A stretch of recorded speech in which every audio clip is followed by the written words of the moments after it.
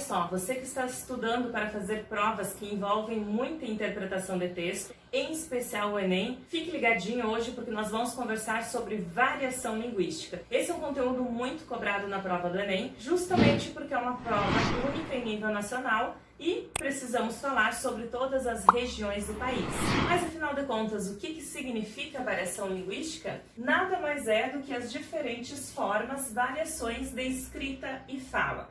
Então a primeira coisa que a gente vai comentar é justamente isso. A escrita, ela é sinônimo de linguagem formal. Por quê? Vai trabalhar as regras gramaticais. Então existe um cuidado da escrita quanto à acentuação, ortografia, regras de concordância, colocação pronominal, enfim, significa seguir as regras da gramática. Já a fala, ela é o coloquial, é a nossa marca no momento da interação, por isso relacionada à linguagem informal. Quando nós falamos, nem sempre nós conseguimos processar uma frase totalmente correta linguisticamente para produzi-la. No entanto, quando nós estamos escrevendo, é possível escrever, ler, reler, corrigir, modificar as palavras. Já a fala, ela sai espontânea. Então, por isso a ideia que fala é informal, é coloquial e já a escrita é relacionada à gramática. Bom, fora isso, tá? Um exercício básico, com certeza, é vocês terem um texto, um diálogo e identificar essa ideia de formal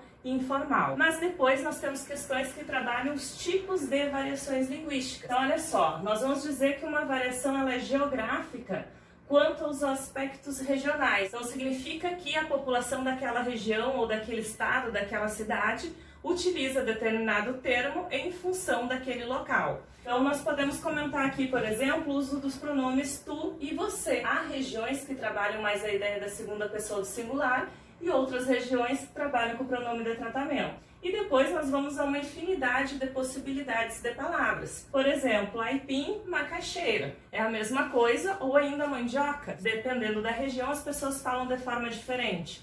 Temos ainda a tangerina, mexerica, bergamota. Tá? É o mesmo alimento, a mesma fruta.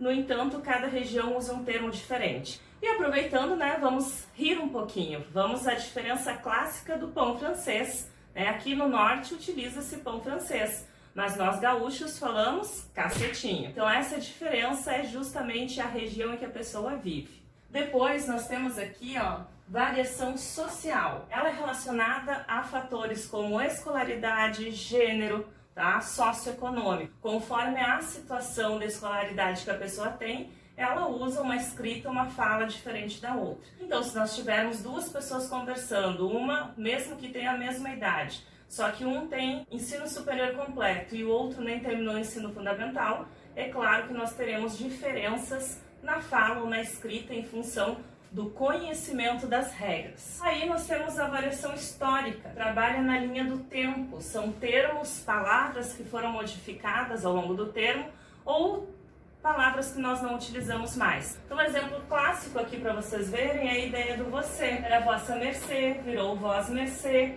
você. Hoje, inclusive, as pessoas digitam apenas VC, ou ainda na fala apenas C. Você tá bem? Você foi à festa? Então são variações que aconteceram ao longo do tempo. Nós temos o você na escrita formal e o VC ou C no informal com a fala, certo? Aqui entra também, por exemplo, termos que nós vamos chamar de arcaicos, que nós não utilizamos mais. Por exemplo, quando os nossos avós iam paquerar, chamavam um e o outro de brotinho, é um termo que não se utiliza mais na atualidade. Então é uma mudança histórica. Situação. Para fechar, nós temos a ideia da variação linguística situacional, ou seja, que depende do contexto. Por exemplo, mesmo que eu seja professora de língua portuguesa, não significa que eu vou passar 24 horas me policiando quanto às regras gramaticais. Então, quando eu estiver com os meus alunos em sala de aula, eu preciso ter um comportamento, uma fala. Quando estou com os meus amigos no final de semana, eu posso falar de maneira mais informal. Se eu preciso escrever um e-mail para o meu coordenador, preciso usar o registro formal. Mas se eu estou escrevendo uma mensagem no WhatsApp no grupo da família, eu também posso ser informal, certo? Então depende da situação, do contexto que nós estamos vivendo, participando. Na hora de resolver o exercício, é isso que você precisa cuidar. Qual é o gênero textual, qual o tipo de variação que está sendo mostrada ali, certo?